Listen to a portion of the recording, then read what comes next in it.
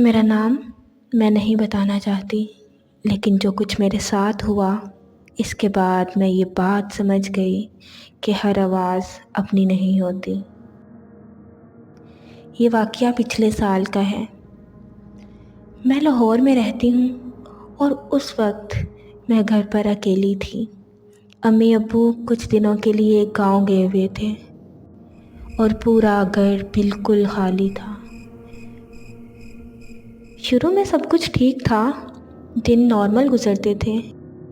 शाम में मैं नावल पढ़कर 8-9 बजे सो जाया करती थी, लेकिन रात में अजीब सी बेचैनी रहने लगी। पहली रात बिल्कुल रात 3 बजे मुझे एक आवाज़ सुनाई दी, मुझे पानी चाहिए। मैं चौंक कर उठ गई। आवाज़ बहुत धीमी थी। मुझे लगा शायद ख्वाब होगा। मैंने करवट बदली और दोबारा सो गई। दूसरी रात फिर वही आवाज़, मुझे पानी चाहिए। इस बार आवाज़ मेरे कमरे के बाहर से आ रही थी। मेरा दिल ज़ोर ज़ोर से धड़कने लगा। मैं बिस्तर से उठी, आहिस्ता आहिस्ता दरवाज़ा खोला और बाहर निकली। पूरा घर डूबा हुआ था अंधेरे में। तमाम दरवाजे बंद थे, खिड़कियाँ बंद थीं और घर में मेरे सिवा कोई और ना था। तीसरी रात मेरी आंख फिर उसी आवाज़ से खुली, मुझे पानी चाहिए। मेरा जिस्म जैसे सुन्न हो गया हो। इस बार वो आवाज़ बिल्कुल मेरे जैसी थी। वही लहजा, वही अंदाज़, वही आवाज़, मुझे पानी चाहिए। मैंने बिस्तर से उठने की हिम्मत नहीं की। चादर ओढ़कर आंखें बंद कर लीं। अगली सुबह मैंने पड़ोसन की आंटी को सब कुछ बता दिया। इन्होंने गौर से सुना और फिर बस इतना कहा, बेटा रात को कोई भी आवाज़ दे तो जवाब मत देना और दरवाज़ा खोलने की तो गलती बिल्कुल मत करना। इनकी आवाज़ में साफ डर नज़र आ रहा था। इस रात मैंने फ़ैसला कर लिया कि चाहे कुछ भी हो, मैं बिस्तर से नहीं उठूंगी। रात के 3 बजे वो आवाज़ फिर सुनाई दी, मुझे पानी चाहिए। इस दफ़ा आवाज़ मेरे कमरे के दरवाजे के बिल्कुल पास से आई। मैं सकता में रह गई।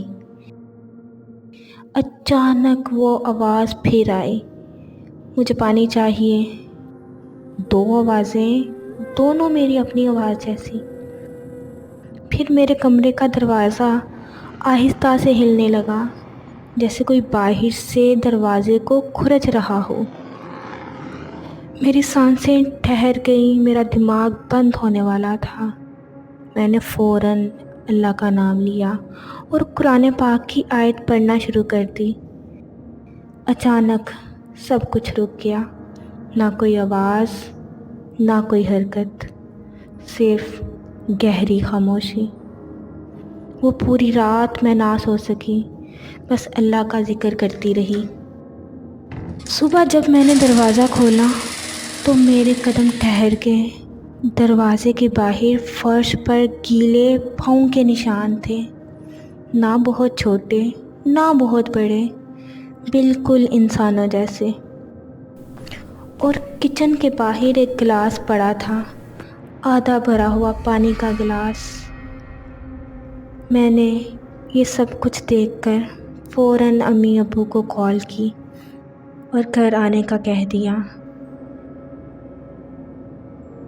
जब मेरे अम्मी अब्बू घर आए तो मैंने उनको सब कुछ बता दिया और उनको घर फ़ौरन खाली करने का मशवरा दिया। इसके बाद जितने भी दिन उस घर में मैं रही, मैं अम्मी के साथ सोया करती थी। जल्द ही हमने वो घर छोड़ दिया। आज भी जब रात को 3 बजे घड़ी पर नज़र पड़ती है तो दिल में एक खौफ सा उतर आता है। मुझे लगता है कि कोई میری ہی آواز میں پھر سے کہے گا مجھے پانی چاہیے، مجھے پانی چاہیے۔ کیا وہ میری پرچھائی تھی یا کوئی ایسی چیز جو میری آواز سیکھ چکی تھی؟